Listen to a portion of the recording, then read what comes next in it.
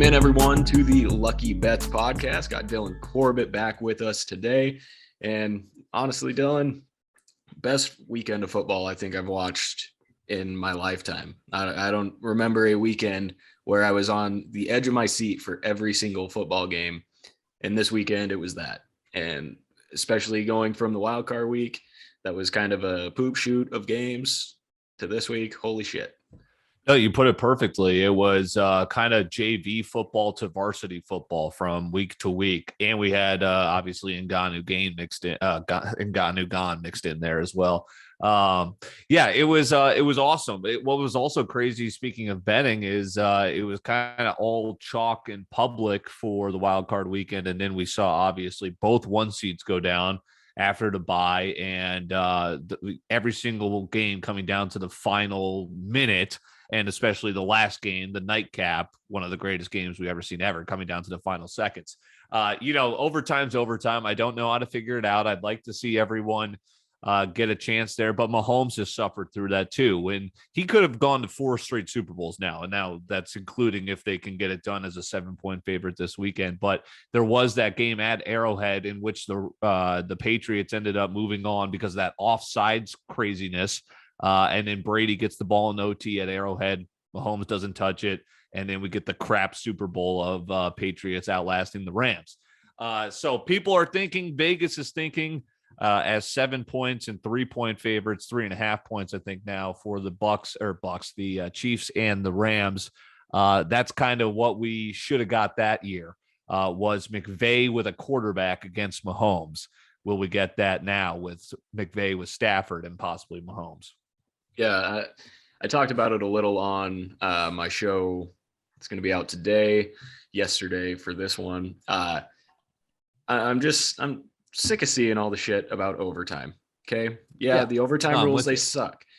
But if you're Buffalo, you had 13 seconds. You just had to stop them for 13 seconds. Instead, You give them 2 plays to get into field goal range. Okay. Whoopee. Then overtime, they get the ball first. Play fucking defense because they just walked down the field. They gave them no resistance to going down the field and scoring a touchdown. And if this was the other way around, if the Bills got the ball first, we wouldn't be having as much of a conversation. Totally. I mean, we would be complaining, oh, man, crazy what Mahomes did. He should have got a shot too. But either way, yeah, because people love to argue on a Monday and get the clicks. To your point, it's like, damn, they did that to the Bills defense, which was far and away the best remaining, one of the tops in the NFL. And it's like, good Lord, the Bengals have a pretty good offense too. And, there's ways to stop Mahomes. Like, obviously there's not many, but there are ways. And, you thought 13 seconds would be one of them. And lo and behold, shocker, he's back here again. But yeah. Now moving on to Cincy and Kansas City. That's going to be a fun game, I think. It was a fun game to watch at the end of the regular season. Yeah. When I was going back and looking at it, because I was like, what really separated these two teams? Because both teams obviously were getting it going on offense, 34-31. What was really that kind of turning point between the teams? And it just looks like Kansas City's, like penalties. They had a lot of penalties, I think 10 for 80-some yards. And that pretty much looked like it was the deciding factor if you're looking at it on paper. But how about Joe Shiesty going out there, doing his thing? Jamar Chase, damn, was I wrong at the beginning of the season saying it was all hype. Crazy. Hell of a player there. T. Higgins, CJ Uzama really stepped up in a big way last week. I mean, this offense, it's looking good, except they give up 9 fucking sacks. Yeah, the offensive line. They're going to need to protect Burrow this week. And if you look back at the first Kansas City game, Kansas City had 4 sacks in that game. So if you're Kansas City, game plan has to be get after Joe Burrow. Yeah. And Vegas is expecting, I always think like especially in the NFL, when one thing happens one game and you expect the other thing to happen. Doesn't always happen that way, but it's just like, we're going to get to see Rams 49ers too for a third time. Like, so we've seen these two teams. It's interesting. Bengals won at Arrowhead. So this is again coming back to Kansas City. They could have, like, it was a bizarre end to that game where the Bengals were trying to score, but then you also, like, if the Chiefs just let them score there, you get what you had just had in this most recent game. Mahomes goes, either ties the game because no 13 seconds, no time is too little for Mahomes. So the Chiefs are right there.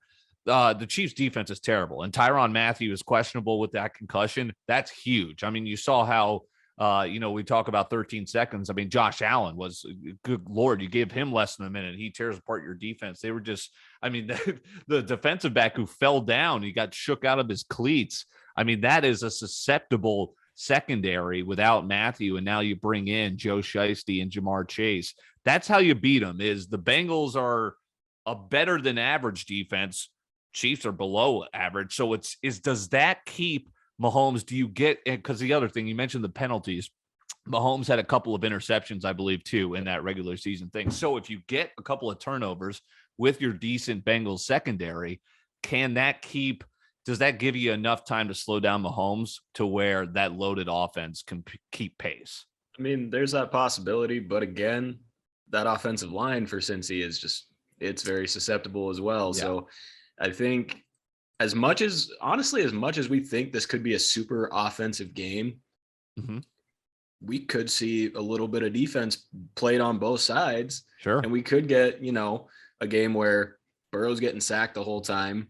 Mahomes is struggling to find holes in their defense. Maybe we have a little bit of a defensive struggle and some sort of shootout at the end. Either way, this is the game I'm most excited for. It's going to be a lot of fun to watch. And then on the other side, you got the Niners, you got the Rams. I don't know what to expect from the Niners. It's literally just been crapshoot after crapshoot in the last two games for them, and they still pull out a win. You got the Rams, who damn near pulled the Falcons. Sorry to bring up memories, but I was hoping. I was like, hey, please, this would erase the conversation from the Falcons. And lo and behold, Stafford makes a great throw at the end of that game. I mean, damn, Tampa Bay's defense. Talk about a defense just crumbling at the end of the game as Buffalo's defense did. Yeah. How about Tampa Bay just letting Cooper Kupp go for, that big chunk play and then letting them run down the seam. Yeah. Just terrible play call. I mean, right. I didn't know what Todd Bowles was doing there, certainly.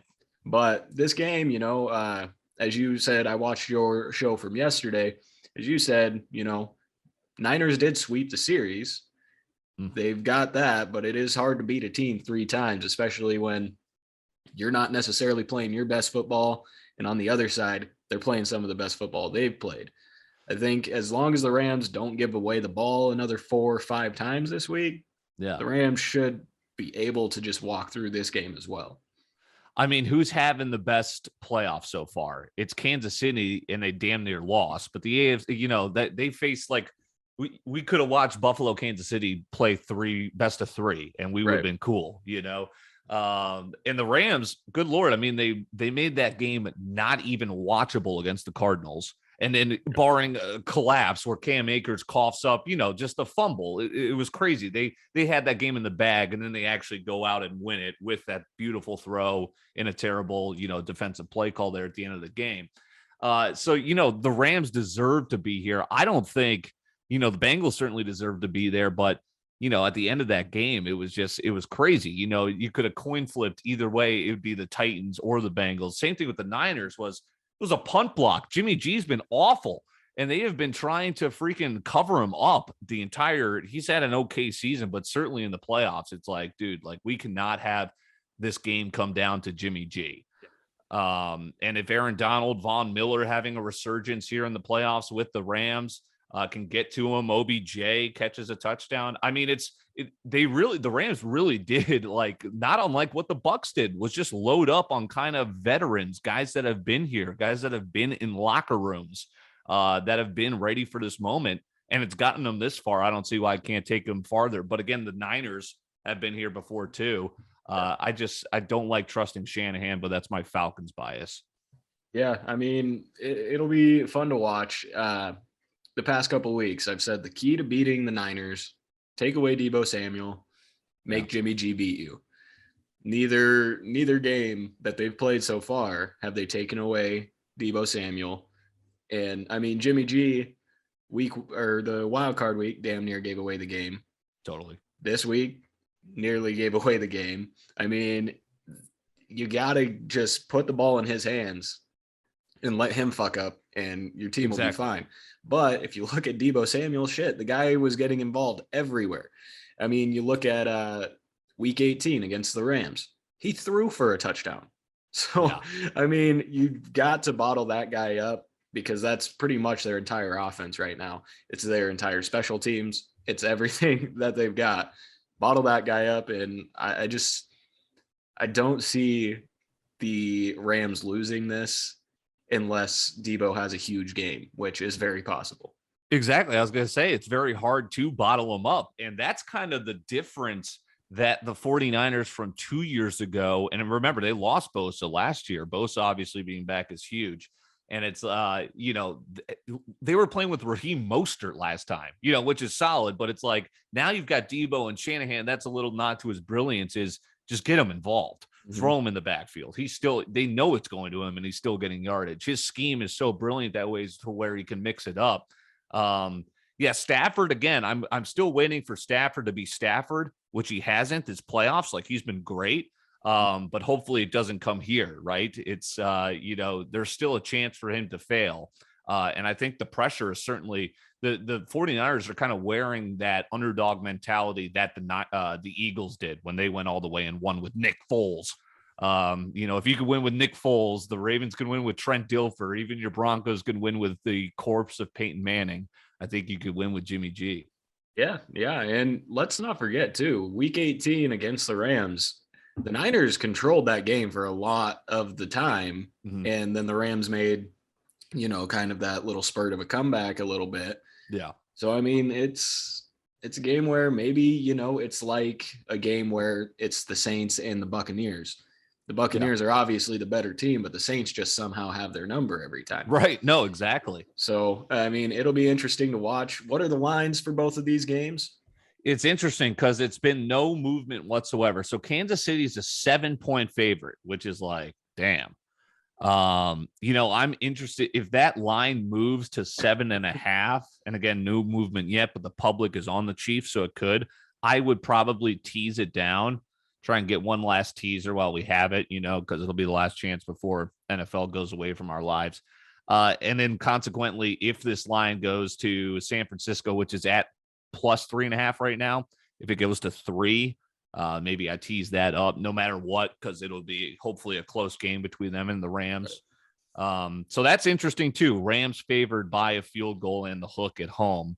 But that place is going to be rocking with red, like that's the thing too. I think that's definitely the coin flip game of the weekend, game of Sunday.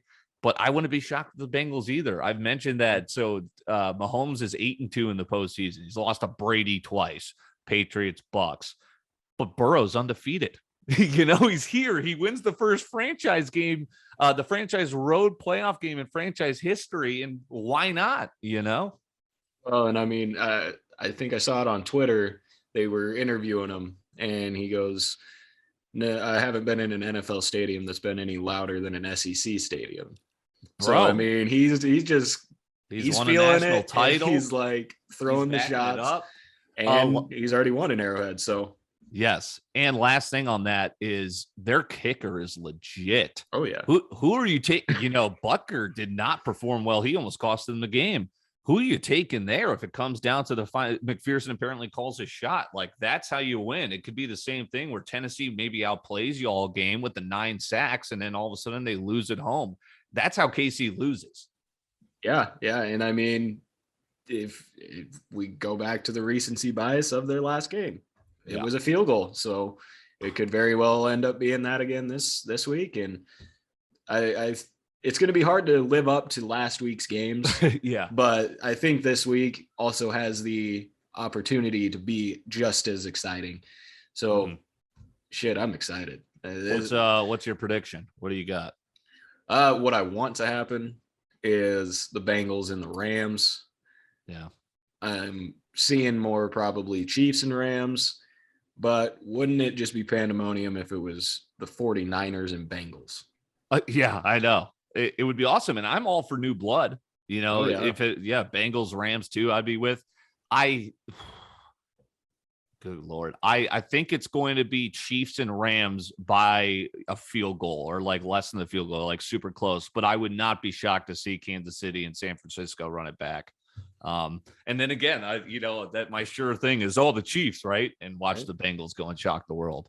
Yeah. Well, and hey, this is really Joe Burrow's first full season too. So, I mean, we can pretty much look at it as this team could have been in the playoffs last year if he didn't tear his ACL. Yeah. I mean, they didn't really fix any of their line problems, but they got Jamar and they Chase. Didn't have Chase last year, I guess, too. But yeah, that's the catalyst. You've mentioned too, it made T. Higgins would be a number one on multiple teams, and he's your number two. And you know that's a good offense they have. Yeah, it's gonna be crazy, I think. Hopefully, anyway. But you also talked a little bit about the fights last week. Yeah, I kind of watched it. I wasn't super happy. I was hoping for a slugfest. Same. It wasn't really that, but still a hell of a fight. And Ngannou, of course, comes out on top. Of course, the guy's unstoppable. It seems like, but rumblings of he may not want to be there really anymore because UFC is trying to hardball him a lot. So it'd be interesting to see what happens in that division if he steps down. And Dana White doesn't put the belt on him, and he's like, "Oh no, there's no beef there." There's definitely beef there. And Ngannou going to have surgeries. I mean, that's crazy. After that too, yeah, he's just the king. Like I was just like, "Damn, tops to you." And he did it with, it was kind of like when Usman knocked out Masvidal. We weren't expecting it. We were expecting wrestling. We were expecting a knockout here, and we got a little bit more control from Ngannou. Yeah, I don't, is John Jones to play, or again, are they just kind of moving in a whole different direction? I don't know, but I am excited that we did get the announcement of Gaethje Oliveira coming up. Yeah, that'll be a good fight. Yeah. And thoughts on Jake Paul now having some sort of stake in the UFC? What's the news there? I saw Serrano's fighting. Bought some sort of piece of stock and wants to be like at board meetings and shit like that and have some sort of like say in the UFC, which I mean, I guess props to him for having enough money to do something like that. Having enough money, but like Dana White's got a fucking yeah, he's not got to be happy about that. Wow, that's interesting. Yeah, so UFC could take a weird turn here over the next year or so if he's got his name in the hat of things to do, but it'll be interesting. See what happens there. Definitely looking forward to a good weekend of football too, and then we'll kind of get back and see what we got for the Super Bowl matchup. Super Bowl will be crazy. Next week doing a Pro Bowl show. Don't really know what I'm going to do with it, but just talk about some of those guys. Maybe we'll have you on next week and just talk about the best players in the league for no reason. Let's do it, and we'll recap hopefully a good Sunday of football. Hell yeah. All right, well, that is it for today. Thanks for joining, guys. Don't forget to go check out Dylan's shows. He put one up on Wednesday.